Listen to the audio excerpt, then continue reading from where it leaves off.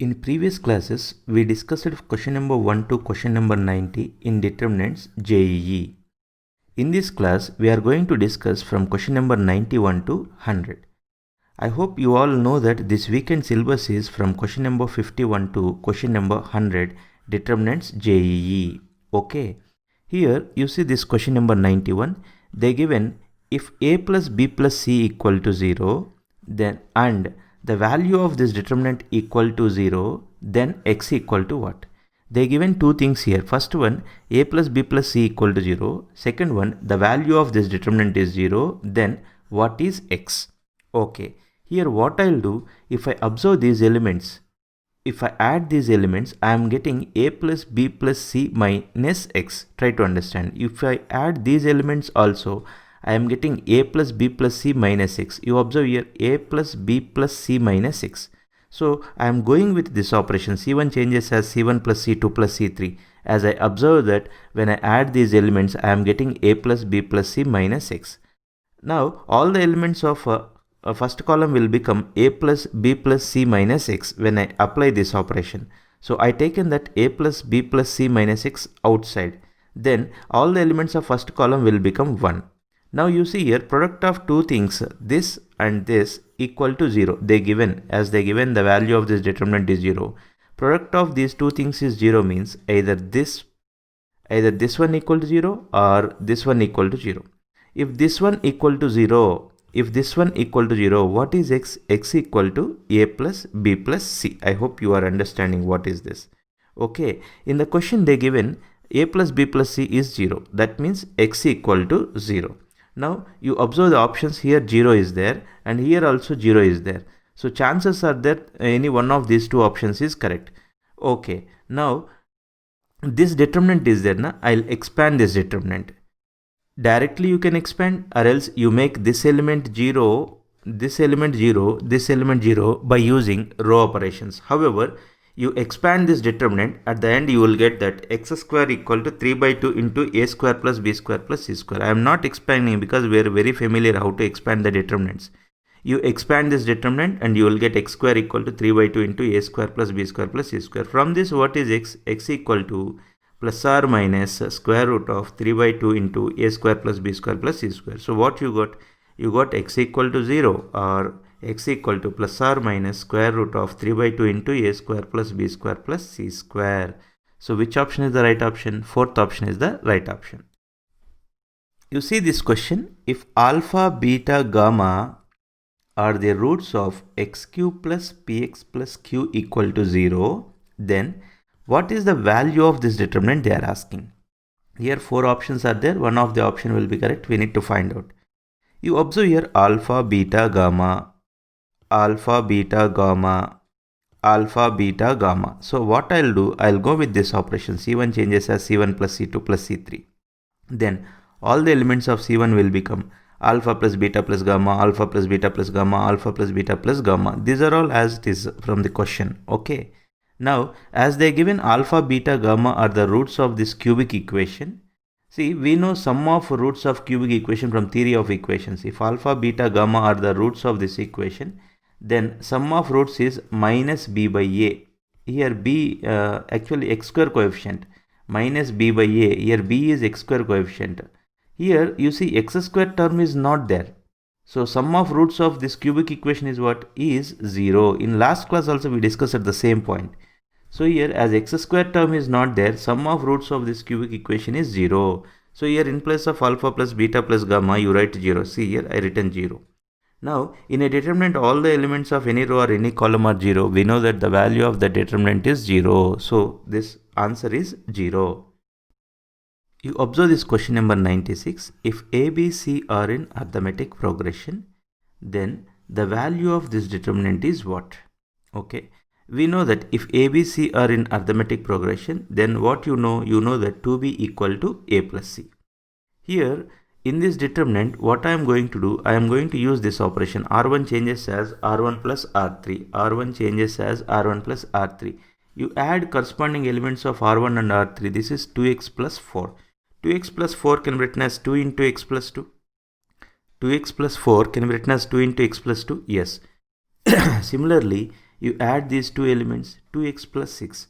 2x plus 6 can be written as 2 into x plus 3. Yes. Now you see, add these two elements, 2x plus a plus c. That is what I written as it is. Now these are all as it is from the question only, right? Now you see here, we know that a plus c is 2b. So in place of a plus c, I'll write 2b. In place of a plus c, if I write 2b, this is 2x plus 2b. That can be written as 2 into x plus b. Now you observe from this first row, I can take 2 common. If I take 2 common, all the elements of first row are x plus 2, x plus 3, x plus b. You observe here also x plus 2, x plus 3, x plus b. What you identified? If you take 2 common from the first row, second row are identical. In a determinant, any 2 rows or any 2 columns are identical, then the value of the determinant is 0. So here first option is the right option. Now you see this question, determinant is equal to x minus y into y minus z into z minus x into 1 by x plus 1 by y plus 1 by z they are asking. Then what is the value of n? Here this is little tricky question. If you try direct method, so many unnecessary things will come. So here directly I'll tell you here, you observe this element, this element, this element. You add them, what you will get? If you add them as bases are equal, power should be added. n plus 2 plus n plus 3, that is 3n plus 5. You see here n plus 2 plus n plus 3. If you add all these things, you will get 3n plus 5. n plus 2 plus n plus 3 is 3n plus 5. What I am trying to say here, when I apply the operation C1 changes as C1 plus C2 plus C3 to this, and if I simplify this, I am going to get its degree. See here, degree of the determinant. You expand this, no need of expansion, it takes unnecessary waste of time. If you expand this determinant, what happens? The degree of this determinant is, see here, n plus 2 plus n plus 3, that is 3n plus 5. Okay. Similarly, if you simplify this, what is the degree of this expression? What is the degree of this expression? You can see in the multiplication you will get x square, y square, z square. So the degree of this RHS is 2. So degree of this LHS part determinant is 3n plus 5 and degree of that RHS is 2. So as they given these two are equal, that means these two are also equal, right? So 3n plus 5 equal to 2. 3n equal to minus 3, n equal to minus 1. So which option is the right option? First option is the right option.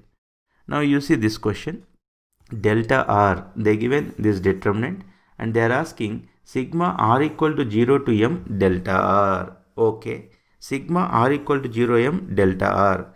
Delta r is this one, na?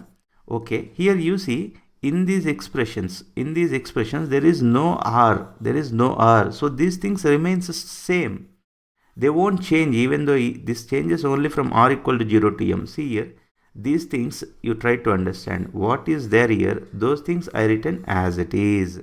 Okay, now sigma r equal to 0 to m means here this is r is there, here also r is there. For this, okay, we can write r equal to 0 to m because 1 can be written as r power 0.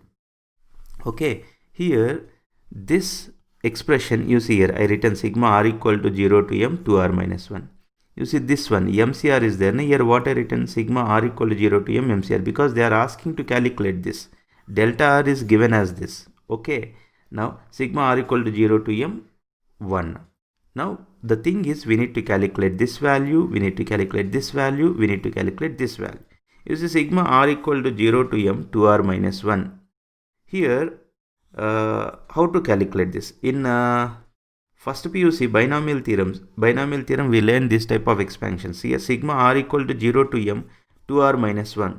This can be written as 2 into sigma r equal to 0 to m r minus sigma r equal to 0 to m 1. Now what you will do, you expand this, 2 I written as it is. In place of r you write 0 first, 0 plus sigma means summation 0 plus 1 plus 2 plus 3 plus like that m, you will get this one. Okay, minus here sigma r equal to 0 to m 1 is there, that means 1 plus 1 plus 1 plus like that. How many times here 0 to m means m plus 1 terms are there, please try to understand. R equal to 0 to m means m plus 1 terms. If r equal to 1 to m, then m terms only. Here r equal to 0 to m, now that means m plus 1 terms. Okay, you see here 2 into This is 1 plus 2 plus 3 plus and so on plus m. This is sum of n natural numbers, m natural numbers. You know this formula, m into m plus 1 divided by 2. Here how many ones are there like this? M plus 1 ones are there. So this is m plus 1.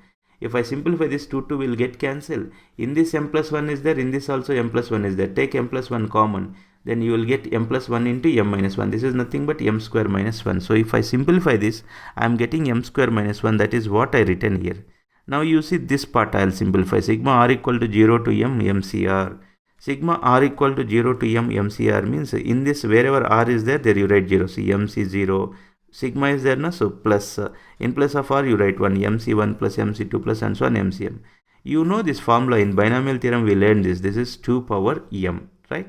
So in place of this value I written 2 power m. Now sigma r equal to 0 to m 1. That you know, this is 1 plus 1 plus, just now we discussed. This is nothing but 1 plus 1 plus 1 plus like that.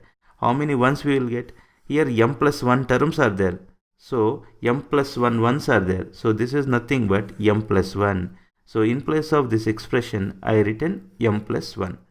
Now you observe this row and this row. These two rows are identical. In a determinant, any two rows or any two columns are identical. What you say about its determinant? The value of the determinant is 0. So here first option is the right option. I hope you are understanding. In this class especially some little tougher problems are there. That's why I am doing from question number 91 to 100. And you know that this weekend syllabus is question number 51 to 100. See, sufficient time is there. You please practice well. Don't postpone the things. Don't try to do the things on Saturday for Sunday examination. Every day try to complete 15 to 20 problems so that you can easily complete this weekend syllabus, right?